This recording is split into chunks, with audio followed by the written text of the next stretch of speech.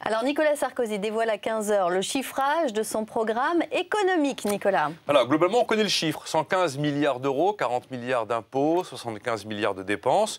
On connaît aussi la conséquence, 2 points de prélèvements obligatoires en plus dans 5 ans et 3 points de baisse de dépenses publiques en moins dans 5 ans. Et on connaît l'objectif, ramener les déficits à 0 en 2016, si la croissance parvient à dépasser au moins 2%, voire plus, en 2014, 2015, 2016. On connaît votre tête, vous faites une petite moue, vous semblez ne pas trop y croire. Écoutez, je n'ai que des recettes éculées, si vous voulez, depuis quelques temps. On essaye de faire du vieux avec du périmé, constamment, avec toujours les mêmes trucs. Alors ça va être la chasse aux riches, ça va être le matraquage fiscal, ça va être le dogme des 35 heures, ça va être la religion, le catéchisme de l'ISF, ça va être l'évangile de la retraite à 60 ans, ou encore la culture du secteur public, ou encore l'idée que la croyance est qu'avec moins de dépenses, on a forcément moins de profs, on a forcément moins d'infirmières, ou encore ce plaidoyer pour l'Europe qu'on a vu de part et d'autre, à droite comme à gauche d'ailleurs, qui est toujours teinté d'un peu d'eurodéfiance, ou encore l'État qui va nous protéger, ou encore la haine absolue du marché. Pourtant, le marché, on en a besoin tous les jeudis pour se financer.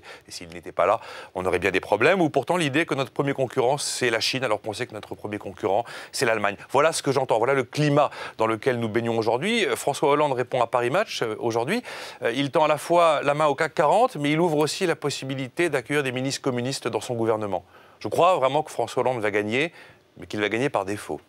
Alors Nicolas, qu'est-ce qui fera changer la France? Eh bien maintenant, j'ai la conviction que ça n'est plus une personne. Ça n'est plus une personne, mais ce sera un événement. Ce sera le jour où un risque de marché ne viendra pas de l'Espagne, du Portugal, de la Grèce, de l'Italie, mais de nous, la France. Le jour où la fameuse agence France Trésor, qui vend tous les jeudis notre dette, ne va pas vendre la quantité de dette prévue ce jour-là. Le jour où le taux auquel on vend cette dette va tout d'un coup bizarrement s'envoler. Et le jour où il y aura une menace sur le paiement des salaires des fonctionnaires ou le versement des pensions de retraite. Ce qui me frappe énormément, c'est que aujourd'hui, l'Espagne fait le job en matière de réforme. L'Italie fait le job en matière de réforme. L'Allemagne paye encore.